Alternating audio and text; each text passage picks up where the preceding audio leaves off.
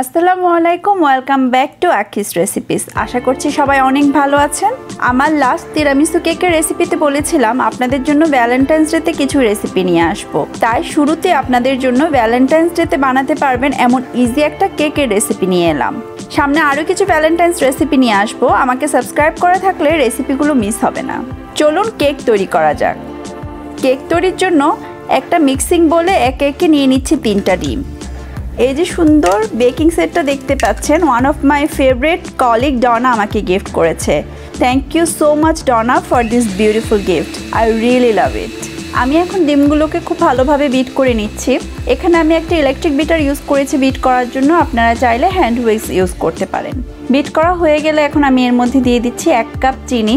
আপনারা চাইলে powder সুগারও use করতে পারেন। আবারও খুব ভালোভাবে বিট করে নিচ্ছি। একটু বেশিক্ষণ ধরে বিট করে আমি টেক্সচারটা একটু ফোমি করে নিচ্ছি।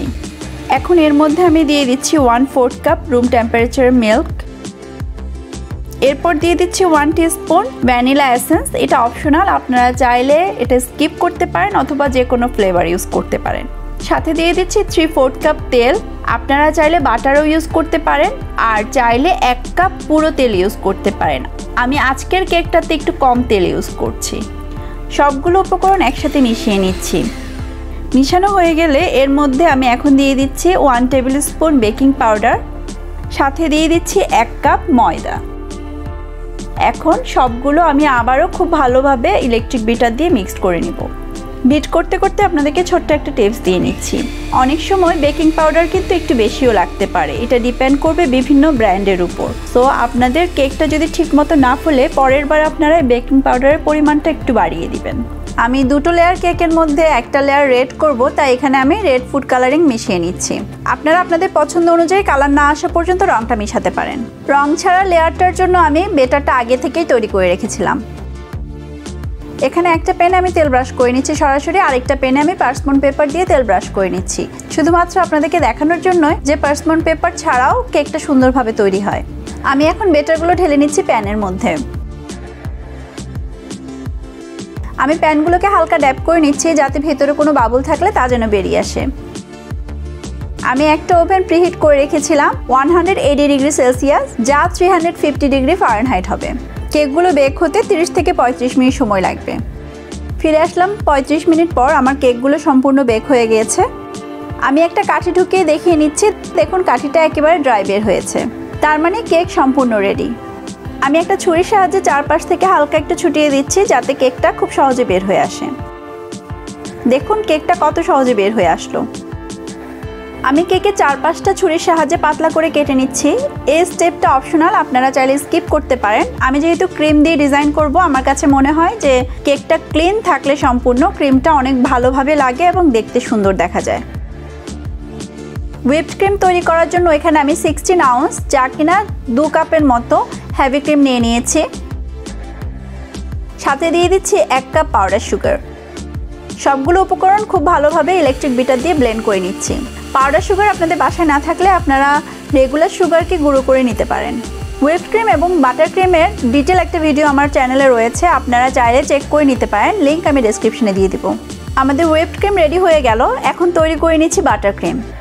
বাটার ক্রিম তৈরির জন্য এখানে আমি 1/2 পাউন্ড অথবা 250 গ্রাম বাটার নিয়ে নিয়েছি। সাথে নিয়ে নিচ্ছি 1/2 কাপ পাউডার সুগার।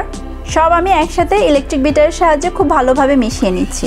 আর একটা কথা, চিনির পরিমাণটা আপনারা আপনাদের পছন্দ অনুযায়ী বাড়িয়ে কমিয়ে নিতে পারেন। আর বাটারটা কিন্তু রুম টেম্পারেচারে হতে হবে। যখন এটা ক্রিমে পরিণত হয়ে যাবে তখন আপনারা আপনাদের পছন্দ অনুযায়ী ফুড কালার ইউজ করবেন। আজ আমি রেড ফুড কালার ইউজ করছি। আপনাদের পছন্দ মতো কালার আসা পর্যন্ত একটু একটু করে কালার অ্যাড করতে পারবেন। আমাদের বাটার ক্রিম তৈরি হয়ে গেল। এখন এই বাটার ক্রিম দিয়ে আমি একটা ডিজাইন তৈরি করব। আজ আমি আপনাদেরকে দেখাবো খুব সহজে ডিজাইন আপনারা কিভাবে করতে পারেন। এখন একটা পার্চমেন্ট পেপারে আমি কিছু হার্ট শেপ এঁকে নিয়েছি এবং আরেকটা পেপারে আমি লিখে নিয়েছি। আমি এখন পার্চমেন্ট পেপারগুলোকে উল্টো দিক করে এখানে আমি ডিজাইন এঁকে নিব। ডিজাইনের জন্য আমি রেড বাটার ক্রিমটা ইউজ করছি। আর অন্য যে পেপারটা আছে সেখানে আমি লিখে নিচ্ছি। যারা কেকে লেখায় দক্ষ না তাদের জন্য এটা খুব ভালো একটা ট্রিক্স। ডিজাইনগুলো তৈরি করা হয়ে গেল। আমি এখন পার্চমেন্ট পেপারগুলো ফ্রিজে রেখে দিচ্ছি একটু শক্ত হওয়ার জন্য। কেকের নিচের লেয়ারটা আমি রেড কালারের কেকটা ইউজ করব। এখন ওই রেড কালারের কেকের উপর আমি দিয়ে দিচ্ছি তৈরি করে রাখা হুইপড ক্রিমটা। আমার ওই লেয়ারটা দেওয়া হয়ে গেলে এখন এর উপরে ইয়েলো কেকটা বসিয়ে দিচ্ছি। ইয়েলো কেকটা বসিয়ে দেওয়ার পর আবারও হুইপড ক্রিম দিয়ে দিচ্ছি। হুইপড ক্রিমটা আমি উপরে এবং চারপাশে খুব ভালোভাবে লাগিয়ে নিচ্ছি। লাগানো শেষ হয়ে গেলে এখন একটা স্প্যাচুলার সাহায্যে খুব ভালোভাবে স্মুথ করে নিচ্ছি। ক্রিম স্মুথ করা হয়ে গেল। এখন আমি ডিজাইনগুলো ফ্রিজ থেকে বের করে নিয়েছি। দেখুন ডিজাইনগুলো শক্ত হয়ে গিয়েছে, হাতের সাহায্যে উঠানো যাচ্ছে। এখন আমি একে একে ডিজাইনগুলো বসিয়ে দিচ্ছি আমার পছন্দ অনুযায়ী। আপনারা যে কোনো ডিজাইন করতে পারেন আপনাদের পছন্দ অনুযায়ী। দেখুন কতটা সহজে কত সুন্দর একটা ডিজাইন তৈরি হচ্ছে।